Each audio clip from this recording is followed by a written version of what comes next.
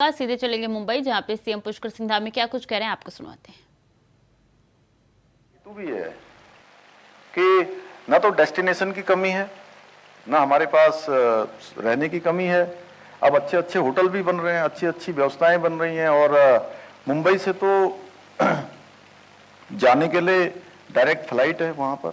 अभी हम कोशिश कर रहे हैं कि पंतनगर के लिए भी, अगर नैनीताल, मुक्तेश्वर, कौसानी या उससे आगे कहीं आपको शूटिंग करनी है तो वहाँ के लिए भी डायरेक्ट फ्लाइट हो। देहरादून और ऋषिकेश, हरिद्वार के लिए तो लगातार फ्लाइट है, लगातार। बल्कि फ्लाइट भी इतनी बिजी है कि आज हमारे साथ सब लोगों को वापस जाना था तो कई लोगों को आज के टिकट ही नहीं मिल पाए अभी।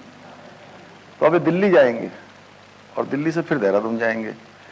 और अच्छी बात यह है कि दिल्ली से भी हमारा जो पूरा उत्तराखंड है वो बहुत ज़्यादा दूरी नहीं, जैसे देहरादून, ऋषिकेश, हरिद्वार, तो आने वाले समय में दिल्ली से 2 से ढाई घंटे में आप पहुंच जाएंगे।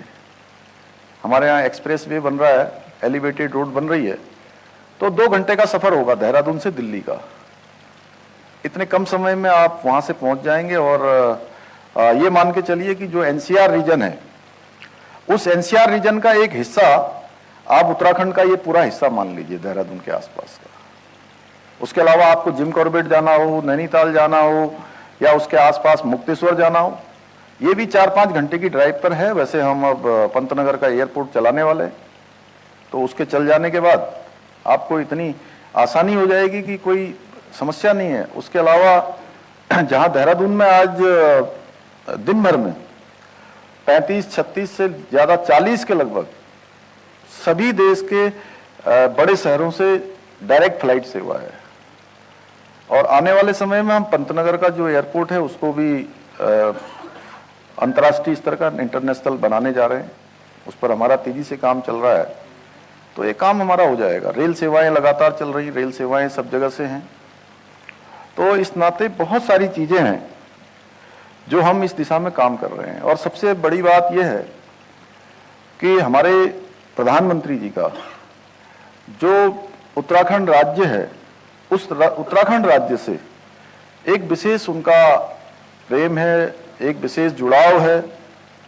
और उसके कारण से आज उत्तराखंड के अंदर, जहां हमारे चारों धामों में जाने के लिए ऑल वेदर रोडें बन गई हैं, और उन ऑल वेदर रोडों के कारण से हमारे यहाँ पर इस सीजन में, आप लोगों ने बीच में सुना होगा कि साहब वहाँ आपदा आ रही है, वहाँ लैंडस्लाइड हो रहा है, वहाँ जमीन धंस गई है, या बर्फबारी हो गई है।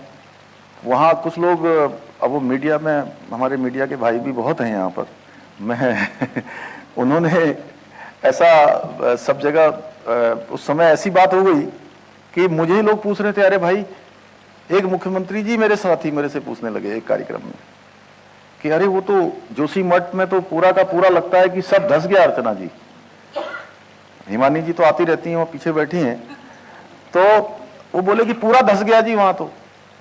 तो मैंने कहा अरे कुछ नहीं धंसा, आप आइए तो वहां, और आपको बताऊं कि जब अच्छा रहता था तब हमारी यात्रा होती थी 20 लाख की, 25 लाख की, और इस बार धंस गया, सब खत्म हो गया, तो अभी तक 56 लाख लोग आ गए। आज तक 56 लाख लोग। और कई बार तो आपको बताऊं कि हमको मुझे मीडिया वाले भाइयों का सहयोग लेकर मीडिया में उनसे अपील करनी पड़ती है लोगों से कि अभी मौसम खराब है, मौसम विभाग कह रहा है कि मौसम खराब है, इसलिए आप जब तक मौसम विभाग न कहे कि मौसम ठीक होने वाला है तब तक आप यात्रा करिए। तो इतना आकर्षण लोगों का बड़ा है। एक कोने से दूसरे कोने तक जाने के लिए सड़कें बन गई हैं। पहले के समय में जो आए होंगे बहुत सारे, आज मैं प्रातःकाल यहाँ नरीमन पॉइंट से लेकर उसके आसपास 4-5 किलोमीटर की पैदल सैर पर चला गया सवेरे, प्रातःकाल 6:30 बजे। तो बहुत लोग मिले मुझे। तो कुछ लोग बोले कि हम तो हर साल उत्तराखंड आते हैं, हर साल आते हैं। मैंने कहा अब आपने आधा उत्तराखंड देखा है, अभी तक आप ये केवल आसपास जाते हैं, हरिद्वार, देहरादून, मसूरी, नैनीताल तक जाते हैं। आप उससे आगे का भी देखिए, जहां प्रधानमंत्री जी गए थे 12 अक्टूबर को, पूरी दुनिया ने वो स्थान देखा था। अब वहां तक जाने वालों के लिए भी अब अभी से वहां पर लोगों की बुकिंग आने लगी है कि हम वहां भी जाना चाहते हैं, यहाँ भी जाना चाहते हैं। पूरे उत्तराखंड के अंदर अच्छी कनेक्टिविटी हो गई है और जैसा इन्होंने बंशीधर जी ने बताया अभी कि कानून व्यवस्था भी बहुत अच्छी है। हमारे यहाँ शांति है, आबो हवा शांत है और जहाँ मैं आप सबके बीच में आया हूँ इसको कहते हैं आर्थिक जगत की राजधानी, इकोनॉमिक कैपिटल।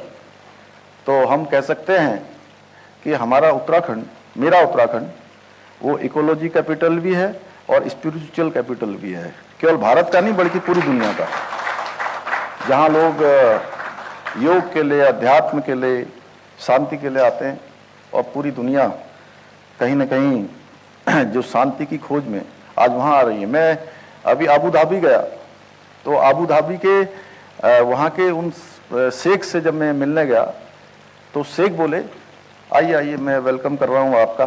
आप भारत के उस राज्य से हैं जिसको स्विट्जरलैंड कहा जाता है। तो इस प्रकार की सोच लोगों में और इस प्रकार का मानना आज देश दुनिया के अंदर हो रहा है। और मैं समझता हूँ जब मैं आप लोगों के बीच में आया हूँ तो आप लोग भी, सभी लोग, एक तो जो लोग अब हाल के दिनों में उत्तराखंड नहीं आए हैं वो उत्तराखंड जरूर आइए, एक बार उत्तराखंड आइए, आप विजिट करिए। और 8 और 9 दिसंबर को हम एक बड़ी इन्वेस्टर ग्लोबल समिट कर रहे हैं। उस समिट में आप लोगों को मैं निमंत्रण करने भी आया हूँ, इनवाइट करने आया हूँ कि आप आइए, वहाँ एक बार देखिए, घूमिए। तो मुंबई से सीएम पुष्कर सिंह धामी को आप सुन रहे थे। उनका कहना था कि जोशीमठ में जब पहले धसाव नहीं था तब संख्या चारधाम यात्रा के श्रद्धालुओं की कम थी, अब संख्या बढ़ रही धसाव के बाद भी। इसी से अंदाजा लगाया जा सकता है कि किस तरीके से भारत का स्विट्जरलैंड कहे जाने वाला देवभूमि आगे बढ़ रहा है और इसलिए उन्होंने कहा है कि आप भी एक बार आके यात्रा कीजिए।